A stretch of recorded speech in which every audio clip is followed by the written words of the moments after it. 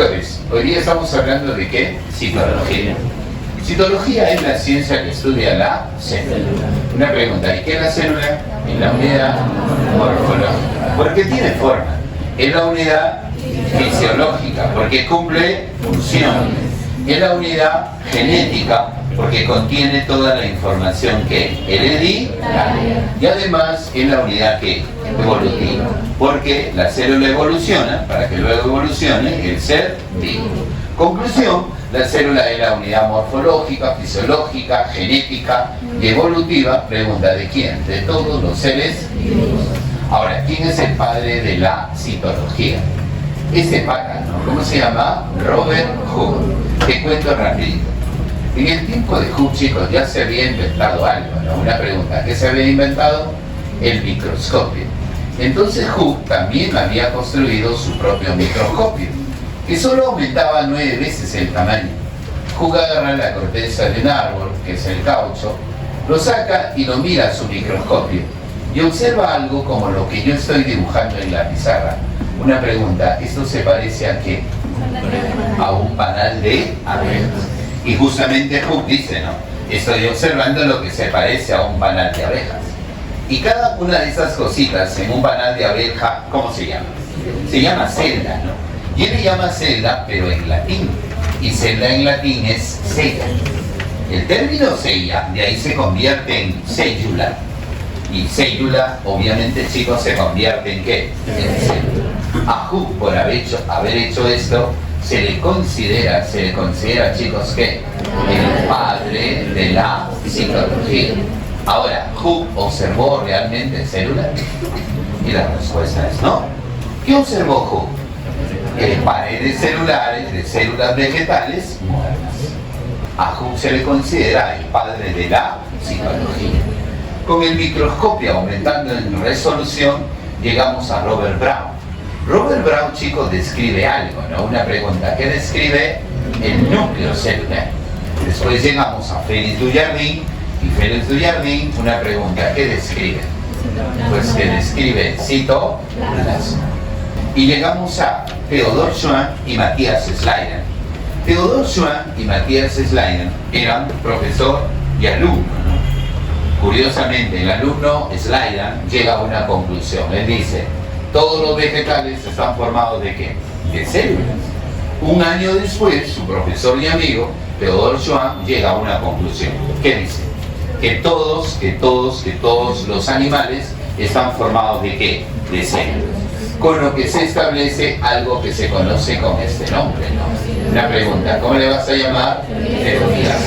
A propósito, ¿cuál es el principal postulado de la teoría celular? ¿Qué dice? Todos los seres vivos están formados ¿de qué? De células. Segundo, la célula es la unidad fundamental de todos los seres vivos. Y también dice que el ser vivo depende del funcionamiento de sus células individuales. Para complementar esto, vamos a llegar a Rudolf Virchow, que pronuncia un aforismo, una frase. Él dice esto, dice, omnis ea et ea, ¿no? Oye, ¿en qué idioma? En latín. ¿Y qué significa omnis ea et ea? Que todas las células provienen de otras células, con lo que se complementa la teoría celular. Escúchame, si te dicen a ti, ¿no? ¿Quién propuso la teoría celular? ¿Cuál es la respuesta? Schwann y Schleiden. Pero te preguntan, ¿quién propuso la teoría celular moderna? La respuesta es Schwann, Schleiden y Virchow. ¿Qué tamaño tienen las células? El tamaño de las células tiene que ser ¿qué? Microscópico. ¿Qué significa? Que para que lo puedas ver necesitas de la ayuda de ¿quién? Del microscopio. A propósito, el ser vivo más pequeño del planeta, ¿quién es? Una bacteria. Pregunta, ¿y qué bacteria es el ser vivo más pequeño del planeta? Y la respuesta es él, ¿no? Una pregunta, ¿cómo se llama? Micoplasma. ¿Cómo se llama, doctores? Pregunta, ¿cómo se llama? Micoplasma.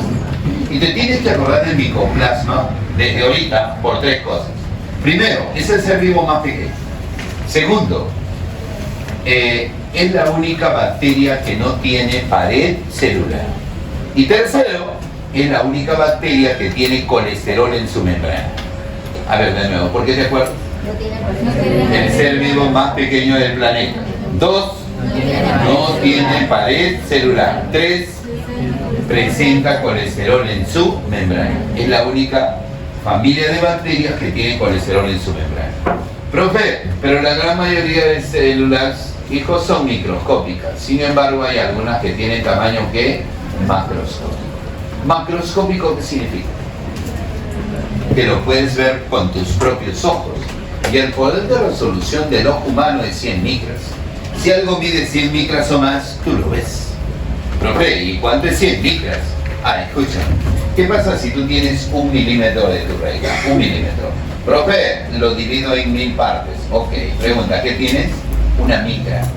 Profe, y si a la micra la divido en 1000 partes, entonces tienes un nanómetro. Profe, ¿qué es un nanómetro? La millonésima parte de 1 milímetro. Pregunta, ¿qué es una micra? La milésima parte de 1 milímetro. Y nosotros vemos de 100 micras para arriba. ¿Cuánto es 100 micras? La respuesta es 0,1 milímetro. Entonces, profe, yo desde ahí veo, claro, para poder comprobar si tú tienes un buen poder de resolución en tus ojos, te sacas un cabello y lo separas 60 centímetros. Si lo logras ver, tienes un buen poder de resolución en tus ojos. Ahorita no, porque hay babosos que se están sacando un cabello. Y ojo, tiene que ser un cabello de la cabeza. No se van a sacar un cabello de otro sitio. No, es que hay gente que se puede sacar un vello. Claro. Ahora, una pregunta. No sé qué pensaba. Bueno, dame ejemplo de células macroscópicas. La yema de huevo, la célula. Otra célula, los vasos cinemáticos de plantas, las neuronas gigantes de los calamares. ¿Cuál es la célula más grande humana? Algo que eso me pueden preguntar, ¿cuál es la célula más grande humana? El ovocito secundario. ¿Cuánto mide? 200 micras. O sea, que si salía frente a tus ojos, ¿lo verías? Claro. ¿Viste? Profe, ¿podemos seguir? Sí. ¿Qué forma tienen las células? Pregunta, ¿una sola forma? No. Observa, este es un glóbulo rojo. A ver si las chicas me ayudan. Chicas, este glóbulo rojo, ¿qué forma tiene? Globular, muy bien, ¿no? Pensar un poquito.